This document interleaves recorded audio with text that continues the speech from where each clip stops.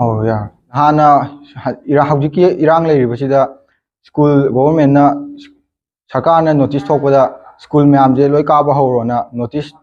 date 10 dagi kaba horona thopigi aduda akhoi cc gi school de yawi rakte aidi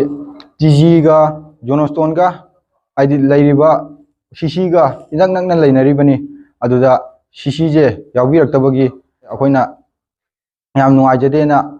adugi minister के कादा चलगा वारी सानबदा school थुना कहनबियो हाबा letter head का ma'am पिसन गरे दुदा मोइना हाइदि होय दि हारगा सुम मतम जिंगे सुम यथोगा लेरपदगी अखोइना ngasi सिदि अखोइ कैरियर मांग प याय लाइक लाइसुदा अखोइ स्कूल कादबददी अदुना 12 नत्रगा 10 गी एग्जाम तबददी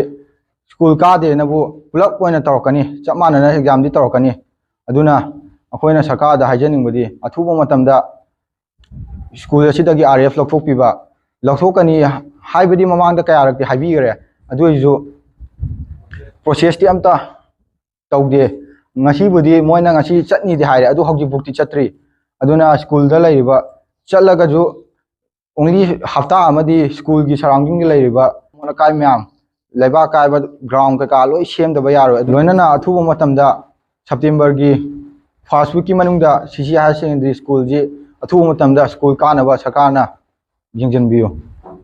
क्लास 10 की 12 की रिजल्ट लाको मतमदा लेगा की थौपुबा सिंगना ड्रेस नाना सेलगा बोर्ड की नत्र काउंसिल की पगा हाइदोका मतमदा गवर्नमेंट के छात्र मसिंग असुक पास तौरे गवर्नमेंट की माइकई दगी छात्र सिंग असुक पोजीशन लौरे हाइदना माइ पाकना साउना ngang हाइबंग अंबिरिबा अदुगुंबा स्कूल सिंग की मनुंगदा अमा ओइरिबा सीजे हायर सेकेंडरी की कैंपस ता रैपिड एक्शन पुलिस फोर्स थम्बिरगा अमदि तोंगान तोंगान बा स्कूल पुत्रे कोनिपान दे सिक्योरिटी फोर्स थमजनमना मरम ओइरकांदा मतांग मतम चाना क्लास होंगम ददना छात्र सिंग लाइक तंबदा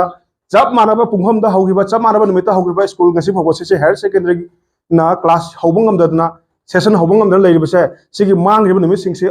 फुगत पिनबा मतम लेबा नते इरांगसना मरम ओइदना मतम मयाम सु मांगरे अदुना लैंगाकना अथु मतम दा सिगुंबा मतोंग तारकपदसु स्कूल दा लाइक तमम सिंग लाइक तमम संग सिंगददी सिक्योरिटी फोर्स थमजलगा छात्र संग इन्वायरमेंट अकाय पीरियड मसे काहे सुगुंबा तौबिदना नबा अदु हौजे हौजे ओइरिबा सिजे हायर सेकेंडरी की लंबी अमदि स्कूल की इन्वायरमेंट से पूरा थुगाइरिबा से मसे अथु मतम दा लैंगांगना खुमांग चौक्सिनना समजन मेदुना आंगांग सिंगी एकेडमिक करियर दा चौबा तेंबांग मो ओहेनबियो हाइदना सेशन फोरम पीस कमिटी की माइकैदगिसु अंगा अखोगी छात्र इसानाउ सिंगी मोड सिंजरगा अपील तौजरी।